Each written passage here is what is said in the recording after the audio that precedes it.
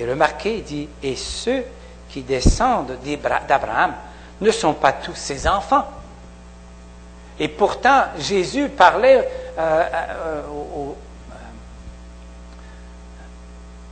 aux leaders religieux, il dit, vous avez pour père le diable. Mais eux, ils disaient, mais hey, on a pour père Abraham. Donc, ils se tenaient dans la lignée humaine. Et le fait que ce peuple a été condamné, c'est leur manque de foi en Dieu. Et dans ses voyages avec son collègue Barnabas, l'apôtre Paul écrit dans Actes ceci. Et il dit, en s'adressant aux Juifs, il dit, c'est à vous en premier que la parole de Dieu devait être annoncée. Mais puisque vous la refusez et que vous-même ne vous jugez pas digne d'avoir part à la vie éternelle, nous nous tournons vers ceux qui ne sont pas juifs. Oh, scandale! Car le Seigneur a bien défini notre mission lorsqu'il a dit, je t'ai établi pour que tu sois la lumière des nations et pour que tu portes le salut jusqu'au bout du monde. Donc Dieu n'a pas échoué. Il s'est tourné vers ceux qui n'étaient pas juifs. Et ce n'est pas la première fois. Même dans la première alliance, dans l'Ancien Testament, nous voyons nombre de non-juifs être greffés au peuple de Dieu à cause de leur foi en Dieu. Dieu a choisi Israël pour porter le message au peuple de la terre. Mais maintenant, il se tourne vers les non-juifs. Mais nous, en tout cas, ceux d'entre nous, ceux et celles qui n'avons pas d'arrière-ban juif. D'ailleurs, notre frère Gennady, qui est juif, son épouse, sa famille, font partie de la vraie Israël.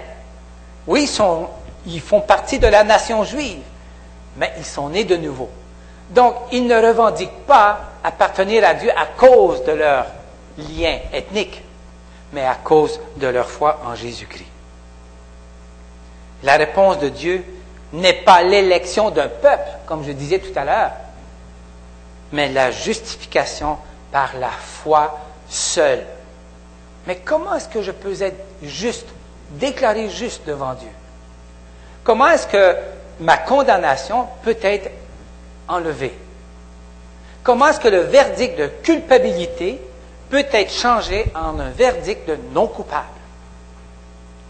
L'Écriture dit, c'est par la foi et par la foi seule en Jésus-Christ.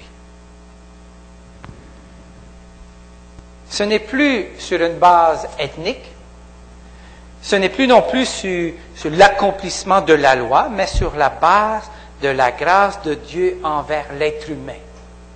Et c'est sur cette base que l'être humain peut être déclaré juste. Tous ceux et celles qui font appel à Dieu, peu importe son arrière-plan, peu importe ce qu'il a vécu, peu importe à l'organisation religieuse à laquelle il appartient, qu'il appartenait, peu importe. Toute personne qui font appel à Dieu a la vie éternelle par la foi en Jésus-Christ. Et il n'y a pas d'autre moyen. Toute personne qui rejette Jésus-Christ rejette Dieu et demeure sous la malédiction de Dieu.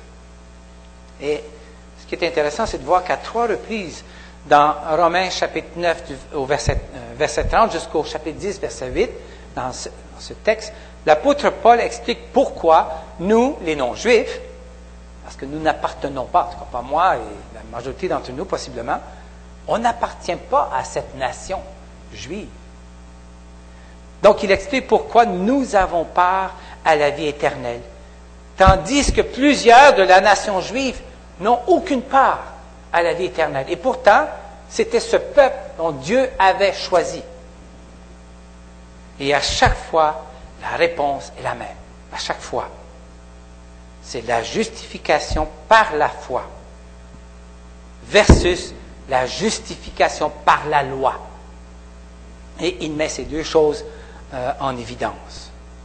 Et pourquoi ce message était si révolutionnaire au 1er siècle et l'est-il encore aujourd'hui au 21e siècle? Et c'est le message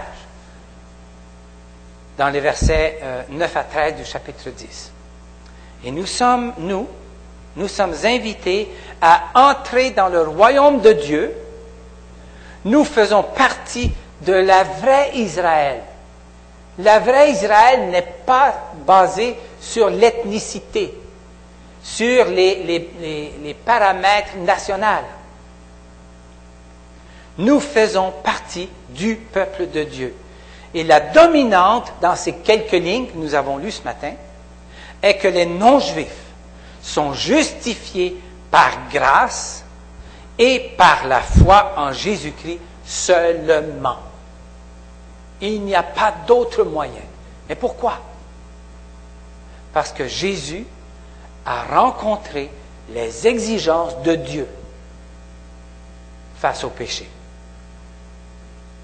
Et pour que nous comprenions bien le message, l'apôtre Paul utilise deux textes de la première alliance. Un premier texte. Donc, vous avez le texte d'Ésaïe. Voilà. Voici un prophète qui a écrit plusieurs centaines d'années avant la naissance de Jésus. Il dit, c'est pourquoi ainsi parle le Seigneur, l'Éternel, je vais placer en Sion une pierre servant de fondation, une pierre éprouvée, une pierre angulaire d'une grande valeur, servant de fondement solide. Celui qui la prend pour appui ne sera pas réduit à fuir, ou ne sera pas déçu, ou n'aura pas honte, dépendamment de la traduction. Et Dieu a placé cette pierre d'angle. Et qui est cette pierre d'angle? C'est Jésus-Christ. Et voilà ce que ce prophète a écrit 500-600 ans avant la naissance de Jésus. Et voilà ce cher prophète, petit prophète Joël, qui dit ceci. Certains de vous, peut-être que vous ne retrouverez pas Joël 2,32, parce que certaines traductions s'arrêtent avant ça. Donc, vous devez aller à 3,5 pour avoir le même texte. Et le prophète Joël écrit ceci, alors tous ceux qui évoqueront l'Éternel seront sauvés.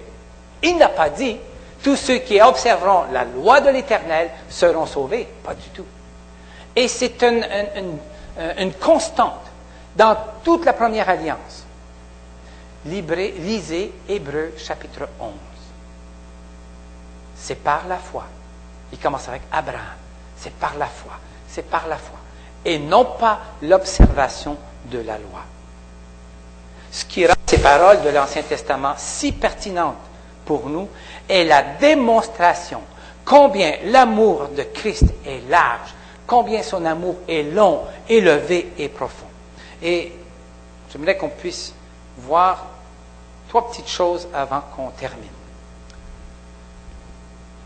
Voici le message que nous annonçons. Mais qu'est-ce qu'il faut dire? Quel est notre message? Toute personne peut faire appel à Dieu, au Seigneur. Toute personne, tout être humain, quel qu'il soit, peut faire appel à Dieu. En effet, si de ta bouche, tu déclares que Jésus est Seigneur, et si dans ton cœur, tu crois que Dieu l'a ressuscité des morts, tu seras sauvé. Car celui qui croit dans son cœur, Dieu le déclare juste. C'est une autre expression pour dire non coupable. Pardonné. Celui qui affirme de sa bouche, Dieu le sauve. L'implication de la bouche et du cœur, on le retrouve dans Deutéronome chapitre 30, verset 14. Ce qui est intéressant. On le retrouve dans la première alliance, Deutéronome 30, 14, que l'apôtre cite au verset 8 de Romains 10. Et nous avons vu la dernière fois que les versets 5 à 8 pointent vers Jésus-Christ. Fait référence à Jésus, annonce Jésus. La réalité de Christ est dans ta bouche et dans ton cœur. Le rôle du cœur est de croire et le rôle de la bouche est de confesser ou de déclarer. Ce message est celui de la bonne nouvelle. Jésus-Christ est venu pour nous offrir la vie